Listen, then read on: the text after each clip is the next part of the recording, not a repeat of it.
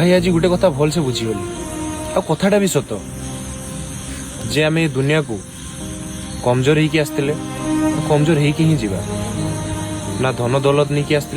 ना धन दौलत नहीं जीवा ना कपड़ा पिंधिकी आसते ना कपड़ा पिंधिकी जीवा आम जो जन्म होते ना से आमको आउ जड़े किए गदे जो मरिया भी से भी आउ जड़े किए आमको गदे तेणु यहीटा ही जीवन तो एते गर्व अहंकार नफरत ईर्षा की पाई समस्त प्रति दयालु रुह आम धरापृष्ठ को ना